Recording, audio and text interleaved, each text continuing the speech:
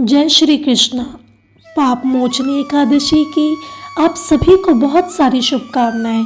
आज है चैत्र मास के कृष्ण पक्ष की पाप मोचनी एकादशी का शुभ दिवस। दिन है 15 मार्च 2026 रविवार।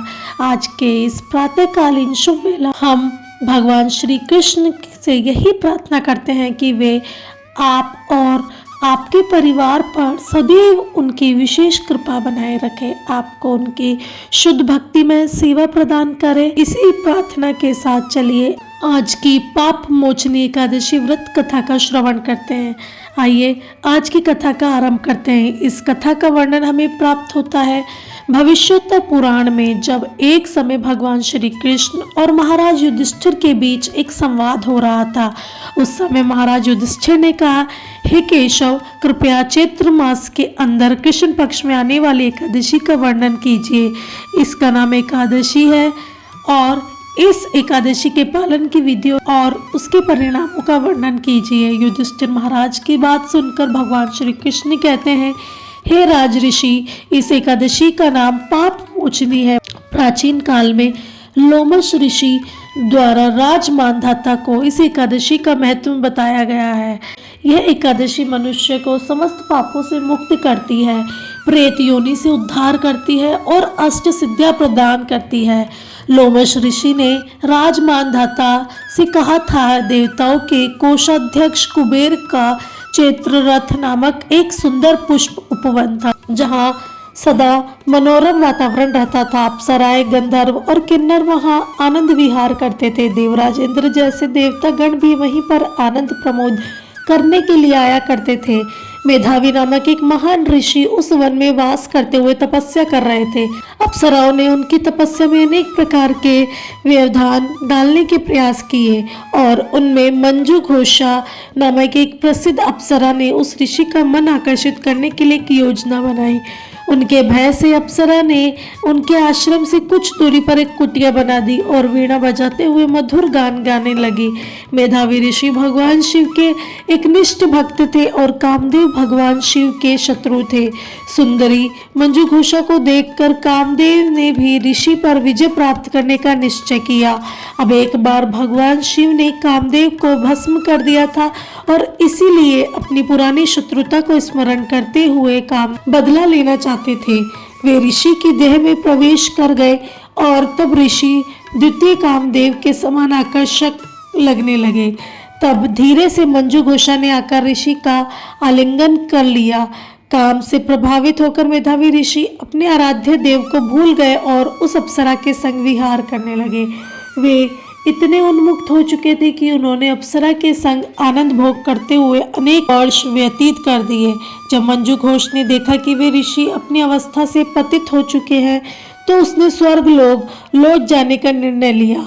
उसने ऋषि मेधावी से निवेदन किया कि हे महर्षि, अब कृपया मुझे अपने घर लौटने की अनुमति दीजिए। मेधावी ऋषि ने उसे लौट कर जाने की अनुमति नहीं दी। अतः 57 वर्ष 6 मास और 3 दिन तक मंजू घोषा उनके साथ रही, इस भय से कि यदि वह जाती है तो कहीं ऋषि उसे श्राप ना दे। ऋषि को वह समय केवल आधी रात के समान प्रतीत हो रहा था। फिर मंजू घोषा ने घर लौटने की अनुमति मांगी, लेकिन ऋषि ने कहा, हे सुंदरी, अभी तो केवल सुबह हुई, कृपया मेरे प्रातः नित्य कर्म समाप्त करके प्रतीक्षा करो। तब अप्सरा मुस्कुराकर आश्चर्यपूर्वक ऋषि से कहती है, हे महर्षि, आपको अपने प्रातः कृत्य समाप्त करने में कितना समय लगेगा? आपको मेरे संग आनंद भोग करते हुए अनेक वर्ष बीत गए हैं और इसलिए अब कृपया समय की वास्तविक कीमत को समझिए। अप्सरा के शब्दों को सुनकर ऋषि मेधावी अपनी चेतना में आए। ध्यान पूर्वक अप्सरा के साथ व्यतीत किए हुए समय की गणना करने के बाद उन्होंने कहा, हाय, मैंने अपने जीवन के 57 वर्ष से अधिक समय को गंवा दिया। हे सुंदरी, तूने मुझे बर्बाद कर दिया और मेरी सारी तपस्याएं भी भंग कर दी। ऋषि के नेत्र आंसुओं से भर आए और उसका सारा शरीर कांपने लगा। ऋषि मेधावी ने तब मंजू घोषा को इस प्रकार श्राप दिया, तूने मेरे साथ एक पिशाचिनी की भांति व्यवहार किया है, इसलिए तुम अभी एक पिशाचिनी बन जाओ। हे पापिनी, व्यभिचारिणी स्त्री, तुम पर धिक्कार है। मंजू घोषा ने मेधावी ऋषि से विनयपूर्वक प्रार्थना की, हे ब्राह्मण श्रेष्ठ, कृपया अपना कठोर श्राप वापस ले लीजिए। मैंने आपके संग में अनेक वर्ष व्यतीत किए हैं। हे प्रभु, इस कारण से मैं आपकी क्षमा की पात्र हूँ। कृपया मुझ पर दया कीजिए। यह सुनकर ऋषि ने उत्तर दिया, अब मैं क्या करूँगा? तुमने मेरी तपस्या की समस्त संपत्ति नष्ट कर दी है, फिर भी मैं तुम्हें इस श्राप से मुक्त होने का उपाय बताता हूँ। चैत्र मास के कृष्ण पक्ष में आने वाली एकादशी का नाम पाप मोचनी एकादशी है। यह समस्त पापों से मुक्ति दिलाने में सक्षम है। अगर तुम दृढ़ता पूर्वक और श्रद्धा पूर्वक इस व्रत का पालन करोगी तो तुम अपनी इस पिशाचनी अवस्था से मुक्त हो जाओगी। इतना कहकर मेधावी ऋषि अपने पिता च्यवन मुनि के आश्रम में लौट आए।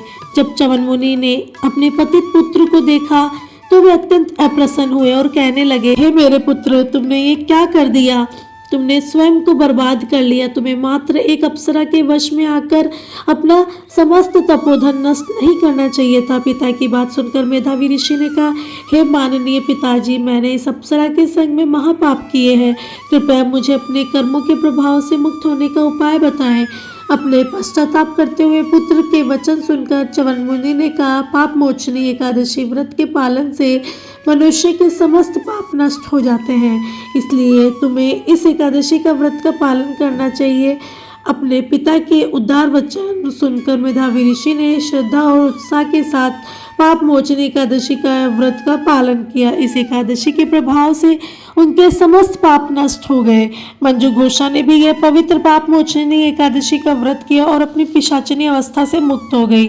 उसे अपना देवी शरीर पुण्य प्राप्त हुआ और वह वापस स्वर्ग में लौट गई। राजा मानधाता को यह कथा सुनाकर लोमश ऋषि ने कहा, हे मेरे प्रिय राजन, पाप मोचनी एकादशी का पालन करके मनुष्य को ब्राह्मण हत्या, गर्भपात, मदिरापान, गुरु पत्नी गमन जैसे महापापों से भी मुक्ति प्राप्त होती है। इस एकादशी की महिमा सुनने से या पढ़ने से 1000 गाय दान करने का फल प्राप्त होता है, क्योंकि यह एकादशी परम मंगलकारी और पापों से मुक्ति करने वाली है।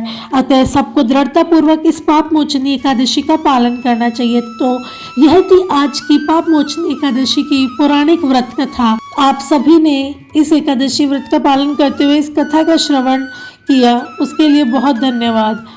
तो दोस्तों, यह थी पाप मोचनी एकादशी की व्रत कथा। आपको कैसी लगी मुझे कमेंट के थ्रू जरूर बताइएगा और कमेंट में ओम नमो भगवते वासुदेवाय जरूर लिखें। और अगर आपको ये कथा अच्छी लगी, वीडियो अच्छा लगा तो जल्दी से जल्दी शेयर कीजिए, लाइक कीजिए और कमेंट कीजिए। धन्यवाद।